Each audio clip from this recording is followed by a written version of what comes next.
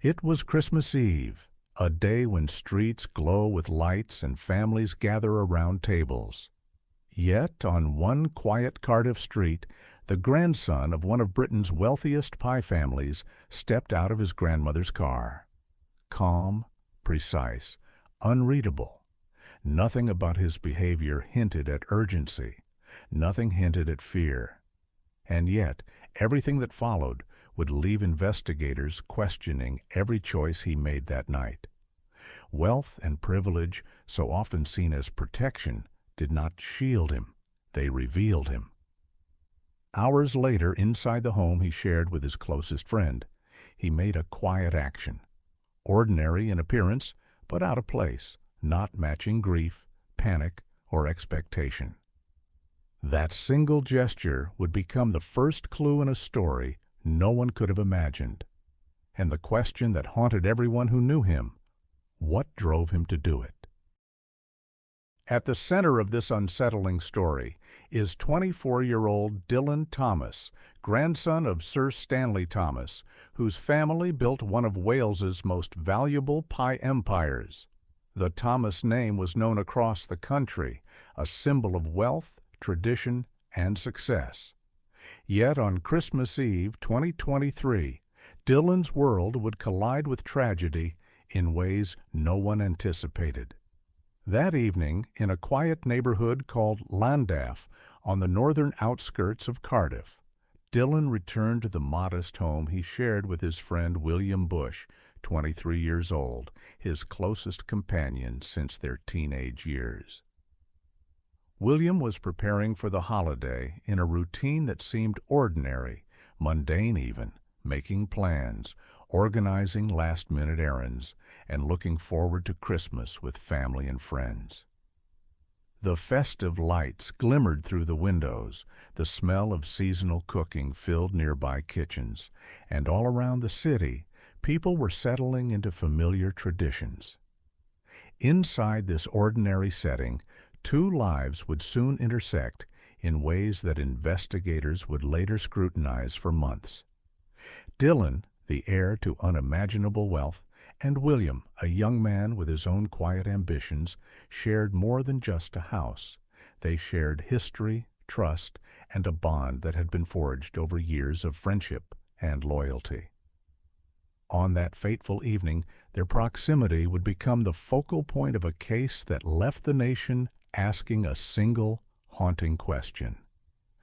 How could a day that began like any other, in a city buzzing with Christmas cheer, take a turn so extreme that it would shatter the very notion of safety and familiarity for everyone involved? This is where our story begins, not with the act itself, but with the ordinary lives of two young men on a night that was supposed to be filled with joy, family, and tradition. Understanding who they were, where they lived, and what the day meant to them is essential, because it is within these details that the first clues, the first contradictions, and the first signs of a tragedy become visible. To understand the gravity of what would unfold on Christmas Eve, it is essential to understand William Bush, the victim at the center of this story. At 23 years old, William was a young man who had spent much of his life in Cardiff, quietly navigating the ordinary challenges of adulthood. He shared a home with Dylan Thomas, a friendship that stretched back to their teenage years at school, built on familiarity, trust, and years of shared routines. Their bond was not dramatic or unusual. It was the kind of friendship that comes from knowing someone deeply, seeing them at their best and worst, and accepting the quiet rhythms of their lives. William's days were structured around work, study, and his small circle of friends. Friends described him as someone who valued consistency and reliability. He liked mornings, the routine of breakfast, checking messages, and planning the day. And he followed those patterns closely. Even small things, like where he placed his keys or the route he took to work or to the corner shop, were repeated with quiet regularity. Those habits created a sense of normalcy in his life, a predictable rhythm that made any deviation more noticeable to those who knew him well. Christmas Eve, in particular, was a day William observed with care. Unlike many, he didn't rush or overplan. He liked to move slowly through the morning, tidying the house, preparing small gifts, and ensuring that his part of the holiday felt calm and organized. That morning, he carried out his routine as he always did, making a cup of coffee, checking on the house, and preparing for any last-minute holiday errands. For William, the day began in the same way any other Christmas Eve had: measured, familiar, predictable. His interactions with Dylan that morning were ordinary, almost unremarkable. They shared a brief conversation about the day's plans, a few jokes, and the simple logistics of the home. There was no hint of tension, no argument, no unusual behavior. Everything was consistent with their years of living together. From an outside perspective, the morning was calm, untroubled, and entirely ordinary. Even the smallest actions mattered. William fed the dog, checked the mailbox, and made sure the house was in order before heading to prepare lunch. These were ordinary, repeatable patterns that had gone uninterrupted for years. And yet, these normal moments, the coffee, the breakfast, the casual chatter with Dylan, would soon stand in sharp contrast to the events that would unfold later that evening. It was still morning on Christmas Eve 2023, but something was already out of sync with the festive rhythm that blanketed Cardiff. Earlier that night, Dylan Thomas, having spent Christmas Eve with family, had returned to his grandmother's house in Roos. They had shared a meal, normal holiday activity, and nothing about the evening suggested anything other than a calm festive season. Yet as the clocks ticked toward dawn, Dylan and his best friend William Bush continued to exchange messages into the early hours. Ordinary at first, but with an undertone that would only become significant later. As the morning sunlight began to filter across the Landaff neighborhood, the same neighborhood where families unwrapped gifts and prepared lunches, Dylan's grandmother drove him back toward the house he shared with William. He told her he needed to walk his dog, Bruce, a plausible reason for a quick stop on Christmas Eve. She parked the car, expecting a 5-minute visit. Instead, what happened next became the first undeniable disruption to a day that had begun with ordinary routine. Inside that modest Landaff home, something had already shifted. Not immediately visible, not dramatic at first, but enough to set into motion a sequence of events that would break the normal flow of Christmas Eve. Neighbors later reported hearing screams of horror coming from inside the house, a sound that starkly contrasted with the cheerful sounds of festive music and laughter coming from nearby streets. When Dylan re-emerged just minutes after entering, he was covered in blood and banging on his grandmother's car window. The quiet calm of minutes before replaced by a chilling urgency that made pedestrians stop and look. What didn't happen in that pause before the disruption is almost as important as what did. There was no call for help before he left the house, no sign of frantic pacing, no shouting for William's name from inside. Just moments of silence, and then the chaos that followed. Emergency services were alerted from multiple directions. A witness in a nearby car park dialed police as soon as they heard cries.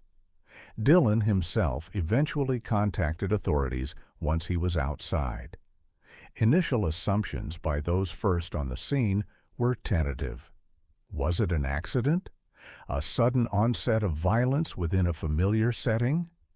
Nothing about the early moments suggested premeditation to those first responding. The scene was chaotic, not calculated. But the first red flags appeared not in loud events, but in small discrepancies, timing that didn't add up, a lack of expected reactions, and actions not matching emotion.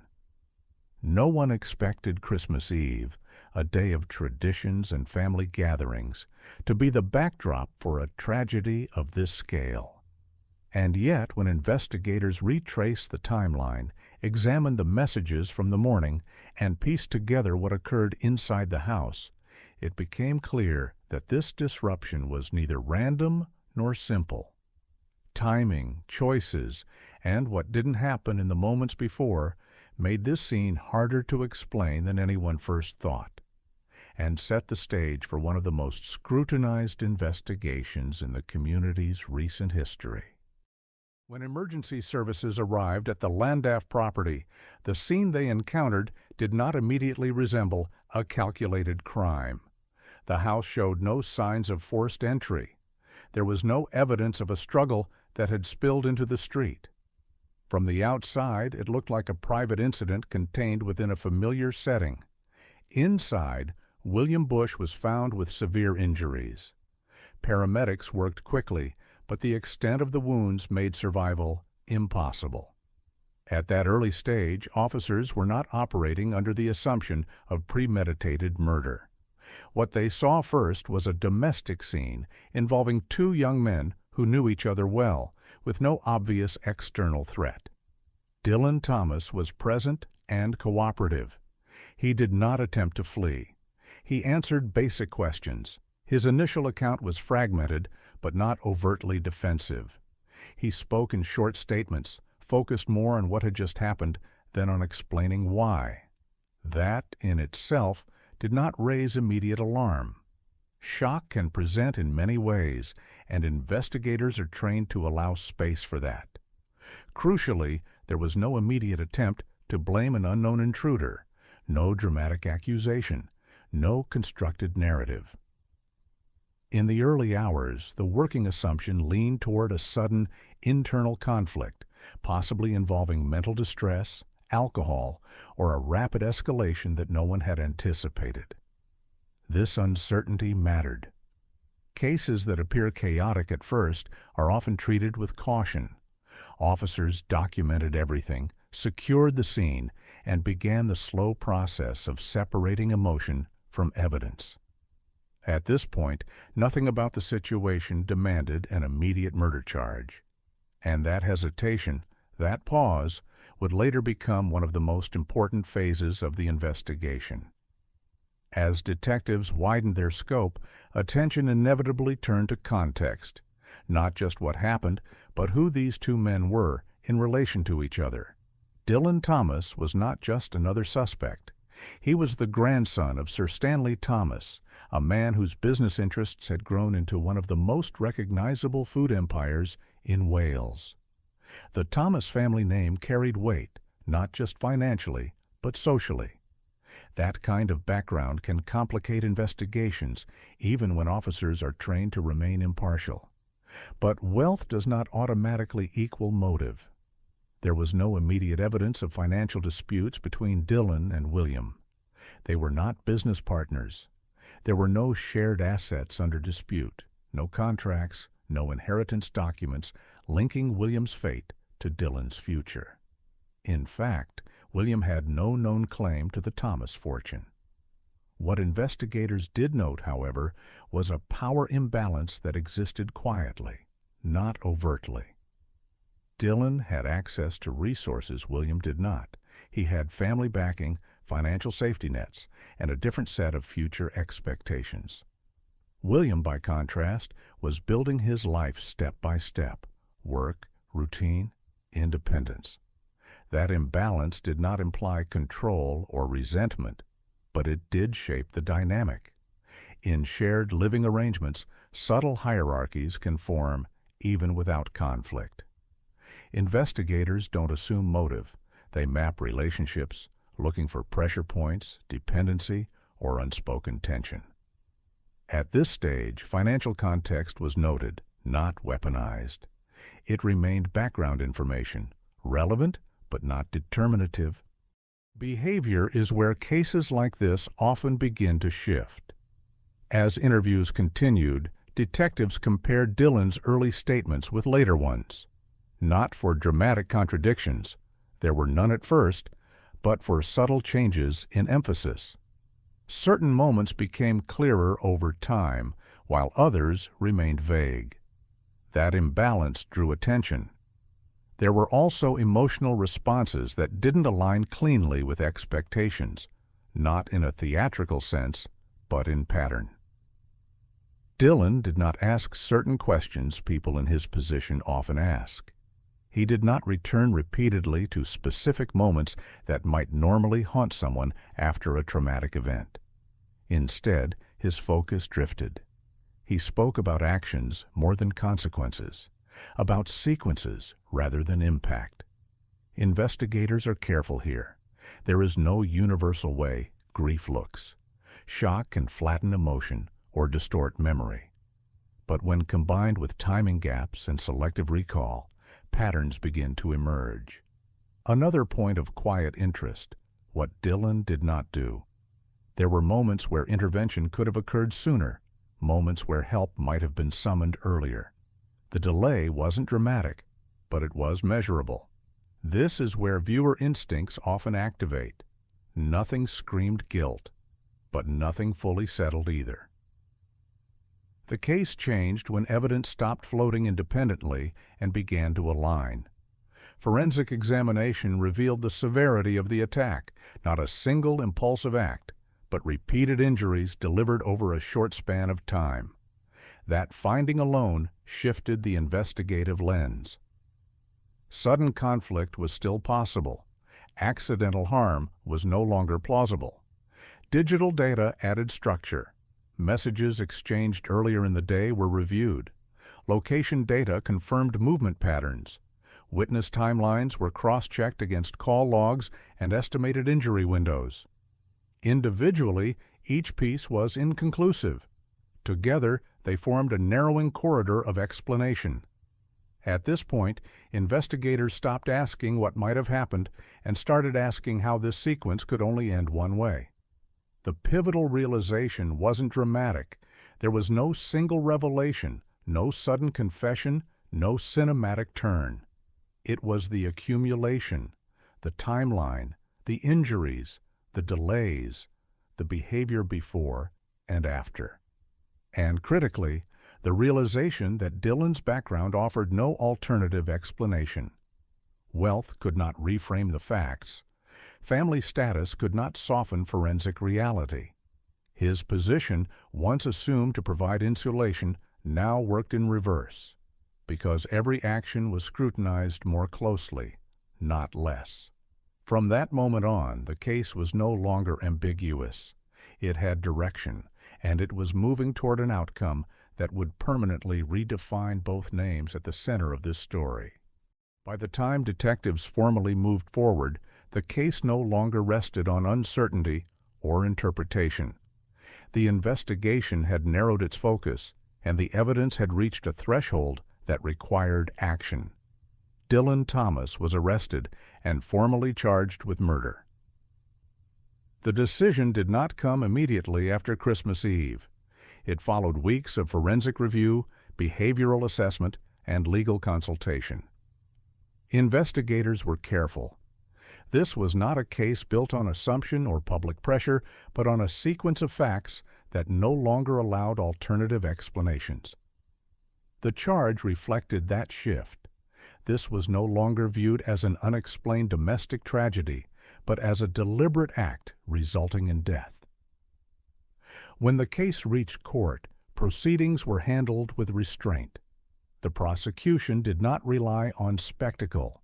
Their case was methodical, structured around timeline reconstruction, forensic consistency, and behavioral analysis. Jurors were walked through the final hours of Christmas Eve in detail. The messages exchanged earlier in the day, the movements leading up to the incident, the severity and pattern of injuries, the delays between key moments, the actions taken and not taken afterward. The prosecution's central argument was simple and disciplined, that the evidence demonstrated intent through action, not through motive speculation. They did not claim long-term planning. They did not construct a dramatic psychological narrative. Instead, they focused on what occurred inside the house, and what the physical evidence showed could not be accidental or spontaneous, beyond control. The number and nature of injuries were presented clinically, without emphasis, not to provoke reaction, but to establish reality. The defense did not dispute that Dylan Thomas caused William Bush's death. Their argument centered on mental state at the time of the incident. They described a sudden psychological break, an acute episode that impaired judgment and control. They emphasized the absence of prior violence, the lack of clear motive, and Dylan's cooperation with authorities following the incident. Character witnesses spoke to his background, his upbringing, and the expectations placed upon him from an early age. The defense framed the event as catastrophic but unplanned, a collapse rather than a calculation. It was not an emotional defense, it was a clinical one. After deliberation, the jury returned a verdict of guilty of murder. The decision reflected the court's acceptance of the prosecution's argument that regardless of mental strain or circumstance, the actions carried out that night met the legal threshold for intent under the law. There was no visible reaction in the courtroom that altered the tone of the proceedings. The verdict was read, recorded, and accepted. At sentencing, the judge addressed the case in measured terms. William Bush was acknowledged as a young man whose life ended abruptly and violently in a place he considered safe, at the hands of someone he trusted. Dylan Thomas was described not in terms of wealth or status, but as an individual responsible for irreversible harm. The sentence imposed was life imprisonment, with a minimum term set before eligibility for parole. No emphasis was placed on family background. No reference was made to public reaction. The court's focus remained on accountability and legal consequence. The case concluded not with closure, but with finality. With the verdict delivered and sentencing complete, the legal process reached its end. But the questions raised by the case did not disappear with the closing of court doors. What remained were the patterns, the decisions, and the warning signs that only became clear in hindsight. And that is where the story turns, away from judgment and toward reflection. When cases like this end, there is often a temptation to search for a single explanation, a motive, a flaw, a moment where everything clearly went wrong. But the reality is rarely that simple. What this case reveals more than anything is how wealth and status shape perception, not truth. From the outside, the Thomas name suggested stability, protection, and insulation from harm. Inside the investigation, it offered none of those things. In fact, it ensured that every action, every delay, and every inconsistency was examined more closely, not less. For a time, the crime went unnoticed for what it was, because nothing about the setting matched expectation. A shared home, a long-standing friendship, a festive morning in a quiet neighborhood. These details created a sense of normality that delayed suspicion. Not because investigators failed, but because the situation itself resisted simple categorization. The warning signs were not obvious in real time. They emerged only in hindsight. The timing gaps. The actions that replaced expected ones. The quiet decisions that didn't draw attention until they were placed next to evidence. None of these signs were dramatic on their own. Together, they told a different story. Christmas Eve, a day associated with routine, warmth, and familiarity, became the backdrop for a breakdown that no one anticipated. The symbolism matters, not because it makes the crime more shocking, but because it shows how violence can exist even within moments we assume are safe. By the time the truth surfaced, the outcome was already irreversible. What remained was accountability, applied without regard for name, background, or inheritance. This case did not end with answers that offer comfort. It ended with clarity. And sometimes clarity is the only resolution the facts allow. If you want more true crime stories examined this way, focused on evidence, behavior, and context rather than spectacle, you can subscribe.